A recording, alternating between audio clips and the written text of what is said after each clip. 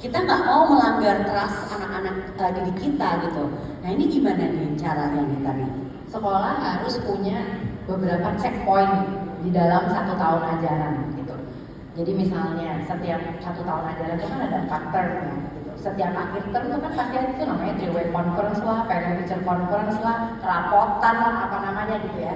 Nah itu di situ sebetulnya titik di mana kita bisa ngobrol sama orang tua. Ini kita ngomong situasi umum ya, jadi bukan situasi-situasi yang membahayakan. Kalau situasi-situasi yang membahayakan kita harus telepon saat itu juga gitu. Tetapi kita juga harus ngajarin ke orang tua bahwa murid-murid ini sebetulnya juga punya proses belajarnya sendiri. Nggak berarti bahwa kita harus kontrol terus. Hari ini ngapain? Tiap hari ditanya. Kita kadang-kadang suka merasa bahwa ini kita ini maksudnya kami nih orang tua ya, gitu ya. Suka merasa bahwa kita berkomunikasi sama anak, padahal sebenarnya bukan komunikasi. Kita interogasi, gitu ya. Nah, ya bahkan nanya, oh udah ini tadi gimana? PR-nya nilainya dapat berapa? Udah selesai belum? Tugasnya kelar apa enggak? Gitu ya. Dan itu tuh membuat anak semakin nolak si orang tua gitu. Nah, sekolah membantu dengan oke Bu, tahan. Nanti di akhir term kita ngobrol gitu. Jadi kita juga orang tua juga jadi belajar bahwa kasih kesempatan anak buat berproses sendiri di 3 bulannya. Nanti di ujung term baru kita ngobrol bareng. Dan kemudian oke, ini jadi gini ya, jadi gini ya, jadi gini. Ini contoh ceritanya, anakku yang kecil baru lulus SMA. Kemarin pernah waktu di SMP susah banget kan self regulation ya di SMP ya, tugas berantakan lah segala macam. Pernah pas dia gini, Mama jangan ngomong sama guru matematika. Dia bilang, oh kenapa? You will hear about everything bad about me. Dia bilang, oh ya udah karena tugas aku banyak banget yang mau dikumpulin. Dia bilang, oke. Saya berusaha menghormati ininya dia. Oke, berarti aku nggak perlu ketemu, nggak perlu. Tapi gimana caranya supaya Mama nggak perlu ketemu sama guru matematika ini di term depan? Aku janji bahwa kalau sekarang tuh dari 12 tugas aku baru 6 sih, jangan aku gitu ya. Tapi term depan aku bisa ngumpulin semua 12 ya, enggak cuma 10, susah kok kalau yang 12 gitu ya. Tapi contohnya ada percakapan itu yang jadi checkpoint gitu. Percayalah bahwa anak-anak perlu berproses gitu. Kalau kita kontrol terus, bahkan sampai hal kecil-kecilnya, itu yang bikin anak-anak sekarang jadi seperti tidak bisa menyelesaikan masalahnya. Sebenarnya bukan nggak bisa menyelesaikan masalahnya, kita nggak kasih kesempatan sama mereka. Kita interfere terus, gitu. Nah itu tuh. Jadi saya kalau di workshop parenting saya selalu bilang disclaimer, saya ngebela anak-anak Bapak Ibu. Saya pembelanya Gen Z, Neo Alpha, gitu ya. Karena mereka sekarang ini akibat pola parenting kita. Sebetulnya itu sebetulnya. Jadi bekerja sama dengan sekolah, kasih checkpoint yang membuat orang tua ketemunya kita di situ aja ya. Ya. Percaya dengan prosesnya. Gitu. Okay. Sebelum saya melemparkan berikan kesempatan kepada Bapak dan Ibu yang hadir di sini untuk bertanya, satu pertanyaan terakhir untuk Mbak Nari. Mbak Nari, sekarang kita tahu ya yang namanya tugas PR itu harus dikerjakan. Dan kita juga sebagai orang tua, sebagai pendidik juga pasti akan encourage anak-anak kita untuk menyelesaikan semuanya. Karena kan sebenarnya ini learning process juga di saat nanti mereka sudah hidup di dunia nyata, kerja, kan nggak bisa ngerjain, aku nggak mau ngerjain tugas aku, kerjaan aku, capek gitu kan, ya kan nggak bisa juga kan.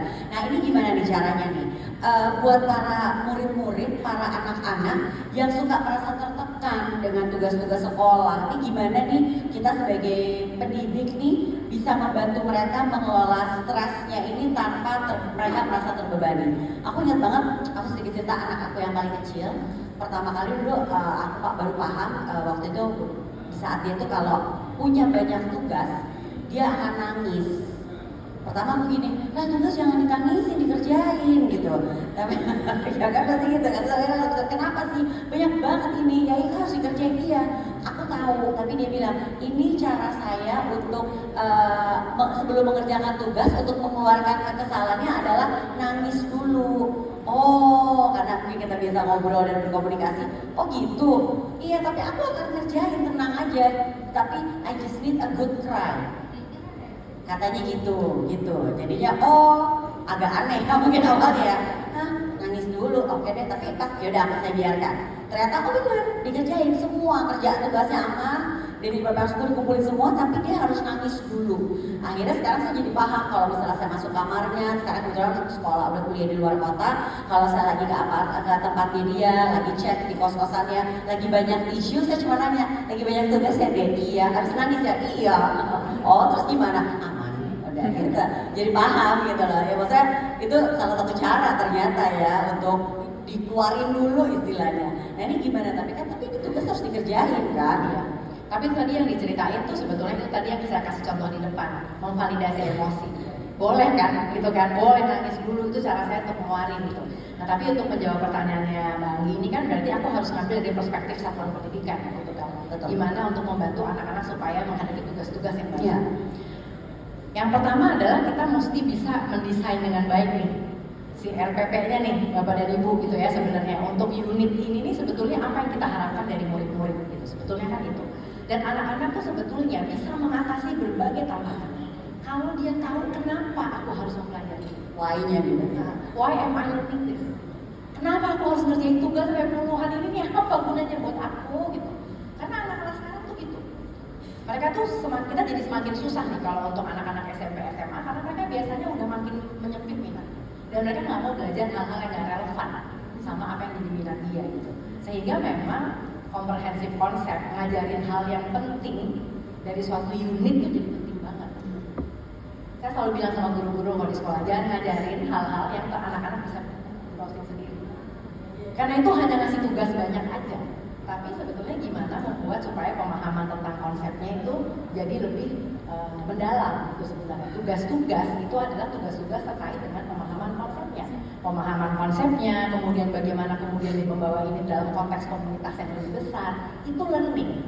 Yang buat anak-anak adalah, oh aku paham kenapa aku harus belajar ini. Itu yang pertama. Jadi kalau anak nanya, why am I learning this, harus bisa dijawab. Gitu. Karena kalau enggak, jangan-jangan emangnya nggak perlu belajar itu. Jangan-jangan dia bisa belajar sendiri. Orang sekarang ada gawai kok, gitu. Ngapain kita setengah mati bikin RPP dan ngajar berjam-jam satu arah ngomong, tapi anak-anak bisa belajar sendiri. Jadi memang kenapa kurikulum merdeka memang harus lebih banyak project based. Karena memang project-project itu akan membantu mereka memahami dan langsung dalam konteks komunitas yang tepat.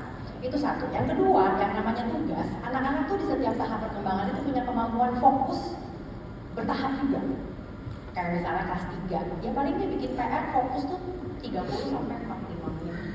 Itu dia bisa fokus ngerjain tanpa distraksi Discord dan ngurusin playlist dan lain-lain ya gitu ya. Kalau anak kelas 6 berarti 60 sampai 80 menit. Sehingga tugas yang bikin anak-anak stres adalah tugas yang banyak banget.